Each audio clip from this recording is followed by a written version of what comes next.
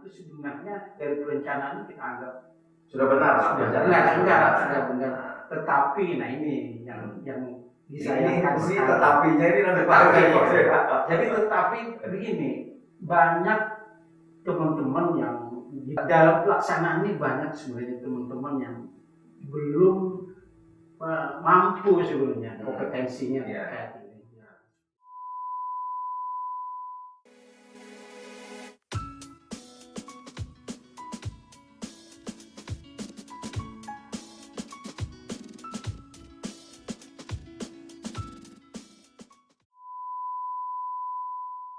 Assalamualaikum warahmatullahi wabarakatuh. Selamat sore para pemirsa Jejak Rekam TV. Hari ini kita kembali di akhir pekan, di hari Sabtu. Kita melaksanakan ngobrol pikiran akhir pekan. Nah, jadi pada hari ini topik kita ini adalah mengenai keruntuhan bangunan, salah materialkah atau salah metode atau konstruksi. Nah, seperti itu kita mengambil bahan obrolan di hari ini. Nah, pada saat ini telah hadir di hadapan kami. Pertama mengucapkan terima kasih dulu kepada narasumber ini, seorang pakar di bidang konstruksi, Pak Insinyur Hasan Husaini MT. Beliau ini kalau keruntuhan bangunan sering diundang menjadi narasumber, bahkan sering menjadi salah satu tim penilai ahli yang ditunjuk oleh pemerintah. Bahkan dulu pernah pada saat jembatan Manggastana runtuh, beliau juga turun ke lokasi dan melihat bagaimana persoalan yang menjadi penyebab keruntuhan tersebut. Selamat sore Pak Hasan Husaini. Assalamualaikum warahmatullahi wabarakatuh. Apa kabar? Alhamdulillah sehat, baik. Jadi Pak Hasan, mungkin sebelumnya kami menyampaikan dulu sekedar menambah informasi bahwa Jejak Rekam TV ini bagian dari Jejak Rekam Media. Mungkin Pak Hasan pernah jadi narasumber lah, sering di Jejak Rekam Media di rekam.com. Nah, ini merupakan pengembangan dari cakupan akselerasinya. Jadi untuk mengembangkan di dunia sekarang ini ya dicobalah untuk lebih secara visual supaya bisa dilihat. Nah, mungkin Pak Hasan sebagai awal pertama nih kita berbincang, Pak Hasan Husaini kan sangat mengenal yang mengenai persoalan tanah rawa kita ini. Nah, sehingga tanah rawa ini menjadi yang unik bagi keilmuan konstruksi. Tapi sekarang kan kelihatannya menjadi persoalan ya. Padahal dulu sebenarnya tenang-tenang saja dan sangat jarang terjadi misalnya yang sampai sedemikian. Yang terakhir tadi kan musibah yang menurut kita sangat cukup luar biasa. Akibatnya ya kita berduka karena ada yang kehilangan jiwa segala macam. Nah, karena itu pada hari ini Pak Hasan, apa sebenarnya yang menjadi mungkin pemicunya atau mungkin apa yang secara keteknikan dalam membangun itu yang sebenarnya yang harus dicermati segala macam, terutama di bagian di kita ini kan karena tanah rawa hasilnya seperti apa kira-kira Pak Hasan. Silakan Pak Hasan. Oke, terima kasih Pak Subhan. Saya juga terima kasih diundang ke Jejak Rekam yang dulu dari media berita sekarang menjadi studio yang langsung, jadi bisa live langsung. Jadi sebenarnya terkait yang ditanyakan tadi itu permasalahannya ya namanya struktur sebenarnya kompleks. Jadi kalau kita runut dari awal ya, artinya sebuah struktur itu berdiri berdasarkan pertama dulu feasibility study, perencanaannya. Feasibility study ini untuk apa sebenarnya bangunan ini ditinjau untuk apa dan lingkungan. Kita ada kajian dalam feasibility. Baru tahapan ke DID, ke perencanaan. Jadi itu. Nah, kalau saya rasa teman-teman kita semua ini nggak mungkin merencanakan suatu struktur itu asal yang punya potensi ya. Potensi ini catatan ya. Ini jadi ada tanda kutip begitu ya. Nah, mereka juga pasti ada arahan, apalagi sekarang dari izin mendirikan bangunan EB menjadi PBG ini ketat sekali sebenarnya aturan. Artinya ada ulasan yang ada mendalam. ulasan yang mendalam harus apa, merubah dan lain-lain. Ada aturan sebenarnya yang dibuat oleh pemerintah sangat bagus. Nah, semua terkait dengan perencanaan kita positive thinking aja dengan teman-teman bahwa pelaksanaan itu sebenarnya dari perencanaan kita anggap sudah benar, sudah benar. Tetapi nah ini yang disayangkan ini tetapinya ini nanti pakai. Jadi tetapi begini, banyak teman-teman yang di dalam ya seperti yang pernah tadi Pak Sung katakan jembatan dan segala yang pernah kita ikut dalam penelitian itu. Dalam pelaksanaan ini banyak sebenarnya teman-teman yang belum mampu sebenarnya kompetensinya terkait ini. Ya, seperti kasus jembatan Tanipah kemarin itu kan sangat ini sekali berat sebenarnya mestinya tak perlu terjadi lah karena kan secara perencanaan itu kan itu termasuk ditangani oleh ya artinya legalitas itu bisa dipertanggungjawabkan mas sebenarnya seperti itu. Jadi dari perencanaan konsultan pengawas itu ada supervisi, ada manajemen konstruksi. Nah, saat perencanaan itu sudah digolkan oleh owner misalnya, sudah disetujui, disinilah letak keprofesionalan seorang supervisi termasuk kontraktor yang mungkin termasuk kan? tiga pihak ada owner, di situ ada supervisi, ada pelaksana. Di dalam pelaksanaan inilah sebenarnya perlunya fit engineering, kaji ulang dan rencana. Jangan asal kemudian kalau disodorkan pekerjaan lihatlah desainnya seperti apa, pelajarilah desainnya. Kemudian kalau ada yang kurang jelas harus tapi kan biasanya di unwising itu sebenarnya ada ya sebenarnya itu cuma penjelasan tapi memang sekarang ini kan unwisingnya memang ada kelemahan juga di pasar. Di zaman LPSI ini unwising kan semuanya tidak tatap muka langsung sehingga kan untuk bertanya segala macam itu kan kadang-kadang malas mungkin mereka mengetik segala macam. Nah itu satu kendala juga itu ya. Jadi tadi kita positif thinking ke perencanaan, ke pelaksanaan inilah dituntut seorang yang benar-benar profesional yang punya kompetensi mengkaji ulang terhadap perencanaan.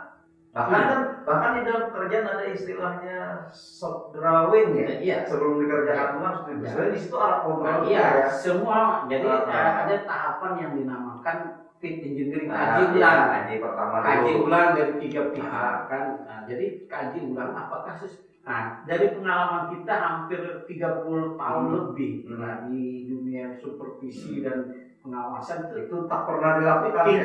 Tidak pernah perencanaan itu yang 100% sama dengan pelaksanaan. Ini pasti.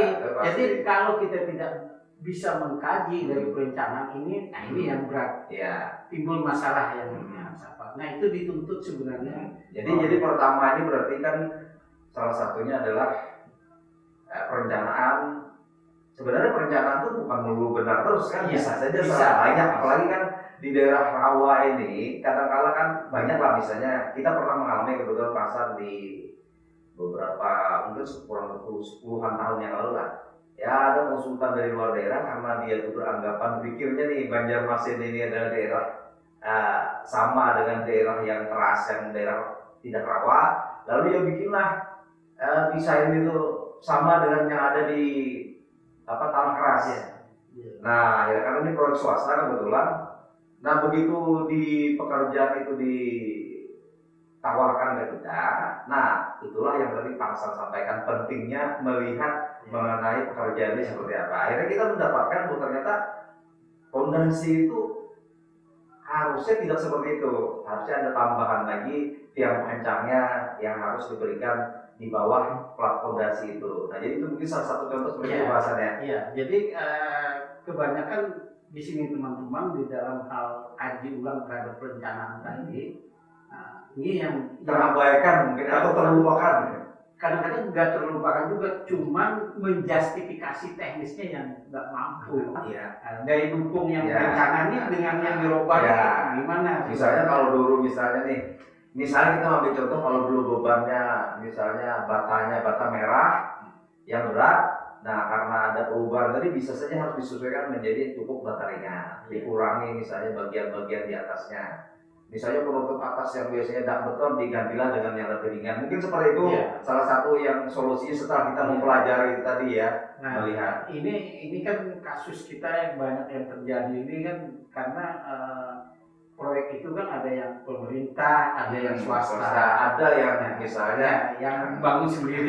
Ini kalau dari pemerintah kan regulasinya kan sudah jelas ada perencanaannya. Tapi kalau yang non pemerintah ini yang kita ya padahal ya tadi ya bayangkan yang pemerintah kan cukup banyak kasusnya untuk itu tadi artinya gini para pemirsa yang berminat atau berniat membangun bangunan nih, catatan penting yang pertama harus ada perencanaan yang bagus, yang artinya sudah benar-benar berdasarkan existing lokasi. Jadi kan visibility study tadi kan mendalami mengenai existingnya kondisi lokasi di mana dibangun. Kemudian yang kedua, begitu mau dikerjakan suruhlah dipelajari yang gambar-gambar apakah misalnya ada masalah atau apa, dan kemudian bila misalnya ternyata memerlukan persyaratan misalnya tiang panjang tadi, kalau ternyata aturannya mencapai tanah keras, ternyata tiang panjangnya belum mencapai tanah keras, lakukanlah pendalaman kembali, kira-kira rekayasa ulang, mendaur ulang mengenai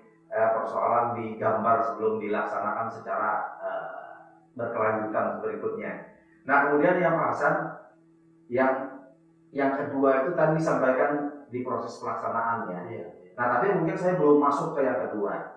Yang pertama ini dulu. Nah salah satu topik kita ini kan mengenai material, kesalahan material dan metode konstruksi itu. Nah menurut Pak Hasan ini seperti apa di dalam perencanaan ini kan? Apakah misalnya para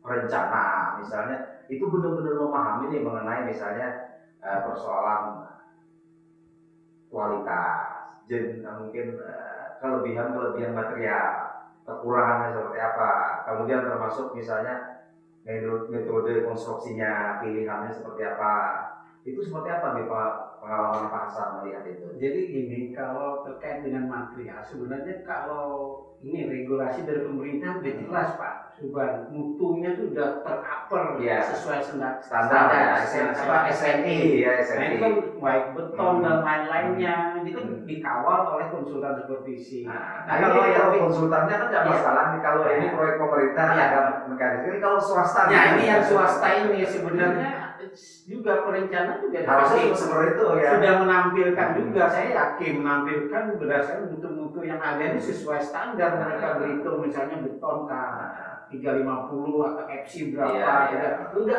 ada, cuman ya itu tadi pelaksananya yang menjadi dasar pelaksanaannya. Jadi sebenarnya kalau dilihat ini kan yang sangat krusial itu sebenarnya pelaksanaan. Karena kadang-kala ada yang tak terencana terlalu matang, dilaksanakan juga banyak nih sebenarnya hasilnya tidak menjadi masalah ya. Cuma karena di pelaksanaan mungkin mereka lebih ini. Nah kemudian ini pengetahuan Pak Hasan ini kan pengalaman melihat itu kan, apalagi yang terakhir yang kemarin makan korban jiwa, menurut informasi yang kami dapatkan itu kan salah satunya juga persoalan material, jenis material, atau mungkin campuran material bangunan itu yang mungkin tidak belum memenuhi seperti yang diharapkan atau sesuai yang distandarkan. Itu apakah menjadi salah satu penyebabnya atau menjadi bagian penting di dalam penyebab keruntuhan bangunan itu? Seperti apa Pak? Jadi sangat penting, kelihatannya kalau tepat sekali Pak Subhan bilang ini material Pak Subhan. Karena apa? Kalau seandainya material yang digunakan itu memenuhi syarat, dia tidak akan ambruk langsung itu. Mungkin miring dulu melalui proses ini kan ambruknya sekian detik setelah terjadi pergerakan langsung turun. Nah ini jadi ya, kalau dia sebenarnya materialnya sudah memenuhi syarat ya pasti melalui proses saja. Nah, makanya saya ditanya itu kemarin tuh sebenarnya permasalahannya kontrak di situ. Kontrak, jadi dari mungkin struktur yang visibility tadi mungkin awalnya mungkin 2 tingkat menjadi 3 tingkat, 2 kamar itu kan ditinjau di visibility dan rencana awal apa. Nah peruntukannya tadi Pak Subhan, jadi kemudiannya juga mungkin dari Pak Santi kan yang paling krusial itu kan di materialnya. Nah sehingga di dalam bangunan itu kan kita membagi 3 lah, bagian bawah, bagian tengah badannya dan bagian atas. Nah kita bicara nih untuk sesi ini kita bagian bawah dulu lah. Karena kalau kita mengupas ketiga-tiganya agak panjang waktunya. Nah nanti kita seri berikutnya kita bahas bagian atas. Ini bagian bawah dulu agar para pemirsa terutama yang mungkin yang ingin membangun di private sector di swasta yang tidak begitu memandang, kadang-kadang kan tidak begitu memandang pentingnya adanya proses visa perencanaan. Kadang-kadang menyerahkan ke ahlinya yang kompeten tadi kan, kalau di pihak swasta kan kadang-kadang itu tak terlalu dipikirkan mereka. Pokoknya yang penting ada ini perencana, kerjakan aja lah, ada duit kerjakan saja lah. Panggil kepala kerja, panggil tukang, sudah kerjakan sendiri. Nah ini kira-kira pengetahuan pentingnya nih Bang Ihsan, bagian bawah di tanah rawa terutama, karena kan kasus kita ini kan banyak yang turun kemudian yang runtuh di tanah rawa. Nah ini kira-kira Pak Hasan, salah satu yang kita lihat teman adalah kalau untuk lantai 1 ke atas kan syaratnya itu rata-rata kan menggunakan tiang panjang. Nah, kalau di kita istilahnya kayu dalam, kayu dolken kalau bahasa ininya kan. Nah kemudian kalau dulu kan masih ada apa, kapur naga kan, dulu kapur naga kalau tidak salah kan jenis kayunya. Nah sekarang galam nih.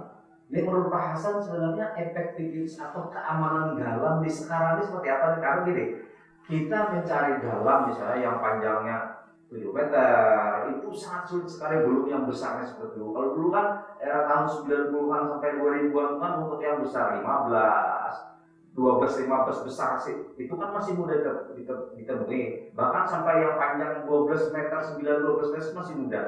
Sekarang yang 6 itu susah, ini gimana Pak Hasan nih kan bisa? Jadi gini Pak, Kalimantan Barat sudah tidak menggunakan dolken lagi sebenarnya. Gitu lah. Iya. Nah kita juga sebenarnya gini. Kenapa nih sebelum kita jauh di pengganti dolken dari galam? Sebenarnya kan bisa pakai mini file istilahnya. Mini file ini ya, mini file beton itu ya. File beton dengan dimensi berapa yang kita kehendaki kan? Bisa. Nah untuk sederhana itu gimana dimensinya? Apa misalnya 10 cm, biasanya rata-rata 15 ke atas kan? Iya. Nah jadi gini, terkait dengan tiap galam tadi. Galam. Kenapa saya tidak merespon sebenarnya terkait galam? Galam ini beda dengan tiang pancang dari beton dan lainnya. Kenapa bedanya? Gimana beda? Karena ya setiap daripada tiang pancang kan menahan beban di atasnya. Ya. Dan selalu teman-teman akademisi kadang-kadang berhitung bahwa galam itu lurus semua kan? Ya. Tetapi ternyata di atasnya aja yang kelihatan. Karena di bawahnya kan sudah tidak berat lagi. Nah inilah lemahnya untuk yang pancang galam ini. Kita mari teman-teman yang akademisi kita adakan penelitian. Kalau memang mau memakai itu juga cross check dari perencanaan ke pelaksanaan ini gimana. Sementara ini kan galam tidak bisa kita berapa daya dukung Pak, jadi meraba-raba. Nah sebenarnya kan orang jadi untung-untungan lah. Eksaknya seharusnya terukur Mas Yohan. Beda dengan yang pancang misalnya. Jadi kan artinya kan seperti ini, galam yang lurus dengan dimensi yang sama dengan yang meliuk-liuk itu berarti daya kemampuan hubungan akan beda. Iya beda. Nah padahal dalam perhitungan rata-rata dianggap semuanya lurus seperti itu. Itu berarti problem pertama nih. Dan masyarakat awam juga kadang-kadang gini Pak Subhan, karena memancang yang pancang merapat itu dikira. Nah itu dikira kuat juga kan. Padahal kan tidak kuat karena kita mengandalkan friction kan. Daya rekat, daya ikatan. Ini kan kalau dia rapat kan beda. Ada persyaratan yang ini. Nah artinya ini pertama dari itu tadi, kalau jadi pengalaman Pak Hasan melihat setelah banyak kasus-kasus dan turun ini, artinya kalau untuk Kalimantan Selatan sebenarnya tidak direkomendasikan lagi menggunakan galam itu. Seharusnya apalagi gini Pak Subhan, galam ini kan seperti fondasi terapung dia. High foundation. Jadi kalau dibangun bangunan yang berada sekitar jalan protokol itu berbahaya goyangan karena ada beban statis nanti yang oleh karena getaran traffic lalu lintas segala ini membahayakan. Artinya kan tanah goyang kan, kemungkinan bisa membuat goyangan menuju ke fondasi bangunan tadi. Nah kemudian nih Pak Hasan, tadi Pak Hasan kan merekomendasi itu memberikan semacam justifikasi bahwa sebenarnya sebaiknya kita menggunakan tiang pancang beton Nah tapi sisi lain kan tiang pancang beton ini kan mini file tadi istilahnya kan, ini kan tidak terlalu banyak yang memproduksi dan biasanya hanya untuk bangunan-bangunan yang artinya untuk menengah ke atas lah sebenarnya kan. Kalau untuk masyarakat ini kan agak inilah, artinya 2 lantai ke bawah ini kan agak sulit kemampuan biaya segala macam nih.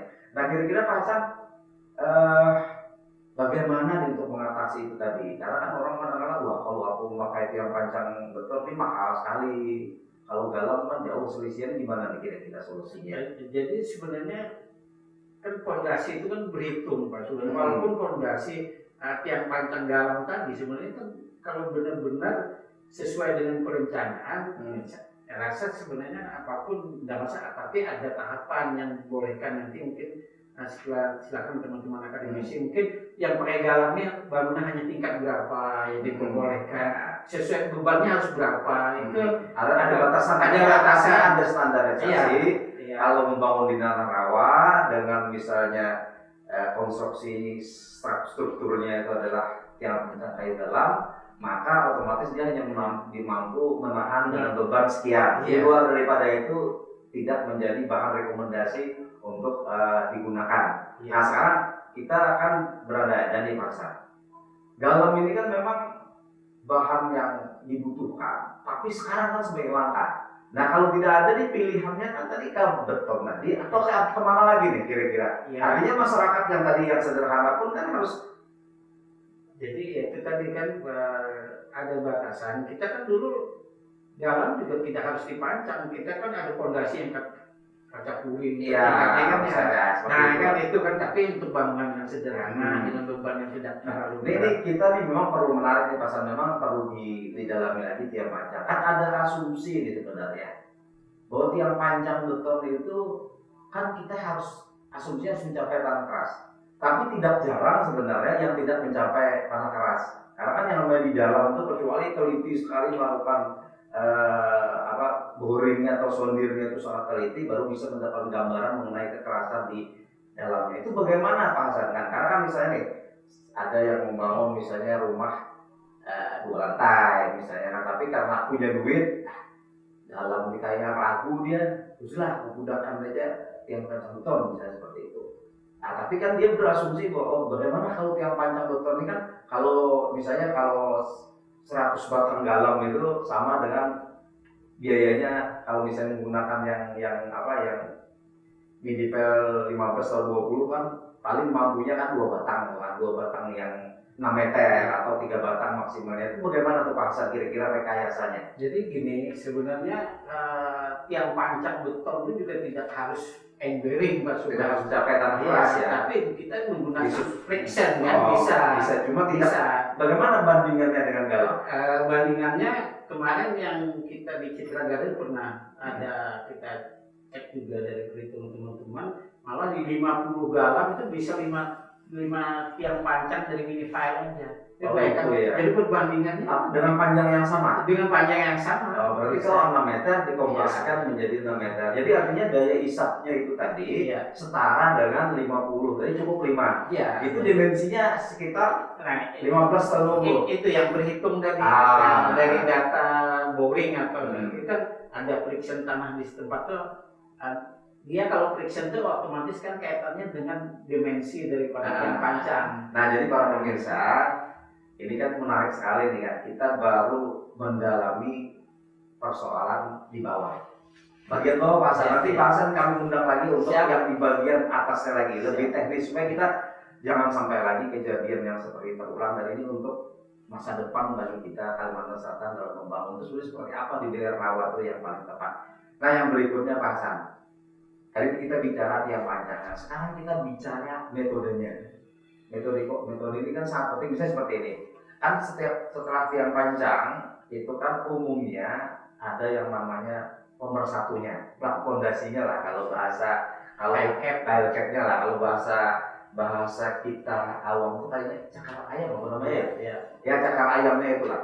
Nah cakar ayam itu Pak Hasan hubungannya dengan ini seperti apa sebenarnya? Soal pengamatan kita banyak yang kadang-kadang menganggap bahwa pokoknya setelah ditaruh aja lah di atas itu udah lah penting ini. Padahal kan suatu saat kan ada tekanan air atau tekanan tanah, lalu dia bisa bergeser kan yang tempat pengakunya ini tadi itu seperti apa Pak Hasan? Jadi sebenarnya file cap itu namanya file cap itu baik gedung, baik jembatan itu ada semuanya. File cap di bawahnya itu sebenarnya fungsinya adalah menyatukan daya dukung tiang panjang single file menjadi file group. Oh, jadinya yang satu misalnya 10 ton, ya, kalau dia 5 menjadi ya. 50 ton dijadikan satu. Mungkin ada salah satu titik panjang yang lemah kan, artinya jadi saling bekerja, saling ya. mendukung, juga menahan terhadap ada perhitungan terhadap momen guling dan geser. Yang tadi misalnya ada tekanan jalan segala macam itu. Kalau misalnya tadi jalannya di jalan raya yang angkutannya intensitas kendaraannya tinggi, nah itu membantu berarti. Iya, membantu sebenarnya. Nah,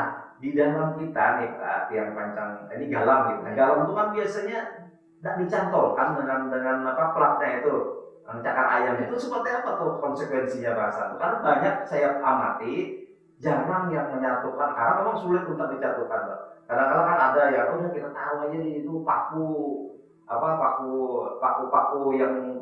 yang besar yang 5 in atau apa lalu dikait-kaitkan dengan besi itu seperti apa Pak Hasan? Jadi kalau kita melihat kepada desain, kita juga belajar dari luar juga. Nah, kita ini kan di dalam file cat itu kan ada tulangan. Jadi menyatukan ini gimana sebenarnya? Iya, untuk garam ini lebih mudah kan karena ada tiang-tiang. Nah, di sinilah sebenarnya dari metode teman-teman ini ada yang menyarankan sebenarnya seperti harus ada angkernya. Angkernya gimana ya? Nah, ini ada ring. Jadi kepala galam itu kita taruh ada ring plak gitu ya. Iya itu menahan tuh momen geser dan naik. Bayangin kepala galam nggak rata Bang. Nah, gimana dia itu disesuaikan dengan ininya kan kepala galam itu kan ada berapa dimensinya kan. Kalau sampai 50 berarti harus 50. Tidak disatukan dalam satu kelompok ya. Jadi diikat seperti LED ya. Jadi disatukan dengan tulangan file cap sebenarnya. Kalau mau, tapi kalau dia cuma hanya berdiri sendiri artinya kan tidak ada yang digunakan file group tadi Pak. Jadi secara prinsip sebenarnya pasannya artinya di sini nih pasan antara material tadi kan kita udah bicara nih ketepatan material tiang panjang galam itu seperti ini, tiang panjang minipel seperti ini. Nah kemudian metodenya tadi kan kalau galam berarti bagiannya harus kita berikan pengikatnya yang akan dihubungkan kepada fondasinya tadi. Nah, di tiang panjang baja pun di baja itu ada yang dinamakan namanya stiffener joint. Jadi menyatukan tiang panjang walaupun di dalam file cap dia disatukan dengan besi WF segala di tiang panjang. Nah itu dulu, sekarang nggak gini lagi. Ini memang menarik nanti di pasar kita diskusikan lagi karena waktu kita terbatas. Tapi kami nanti berharap pasar bisa datang lagi karena ini bisa membantu bagi misalnya pengetahuan dasar bagi orang-orang yang mau membangun bangunan di lahan rawa. Tadi kondisi kita ini kan sudah semakin kronis lah. Misalnya kan pH-nya lahan air yang butuh kan sudah semakin berpengaruh terhadap kondisi bangunan. Ini nanti kita diskusi lebih dalam lagi seperti itu. Nah yang terakhir Pak Hasan, antara material dengan metode ini menurut Pak Hasan sebenarnya yang paling penting yang mana nih? Atau apakah harus bisa dikonekkan? Karena kan kadang-kadang kondisi lapangan bisa berubah setiap saat. Seperti apa Pak Hasan? Ya, jadi material di sini Pak Subhan kan juga kan punya SKMK konstruksi. Jadi sebenarnya ada tahapan-tahapan dalam pelaksanaan kan di MK itu sudah Pak Subhan. Makanya harus ada metode dan SOP-nya. Makanya artinya di situ kita para pemirsa antara pemilihan material, antara pemilihan metode pelaksanaannya seperti apa itu menjadi sangat penting untuk membangun di dalam bangunan konstruksi, apalagi di daerah rawa. Nah, para pemirsa, Pak Hasan mengingat waktu, nah mungkin kita sudahi dulu untuk sesi kita hari ini. Terasa sudah 30 menit kita ini kan. Karena menarik ini kan. Nah, mungkin Pak Hasan mudah-mudahan nanti ada waktu lagi. Karena kan ini kan harus diculik sudah dari proyek kita minta supaya bisa datang. Nah, lalu harapannya adalah mudah-mudahan nanti Pak Hasan bisa datangnya di sini. Dan insya Allah nanti kita akan mendiskusikan lagi bagian-bagian yang krusial di dalam membangun di daerah rawa atau bangunan secara umum. Demikian para pemirsa yang terhormat, kami sampaikan mengenai hasil obrolan pinggiran kita dengan Pak Hasan Husaini, seorang pakar konstruksi yang ada di Provinsi Kalimantan Selatan dan sangat intens terkait dengan persoalan teknik keruntuhan bangunan dan yang terkait dengan manajemen konstruksi atau struktur di bagian bangunan. Demikian Pak Hasan, terima kasih banyak. Wassalamualaikum warahmatullahi wabarakatuh. Waalaikumsalam.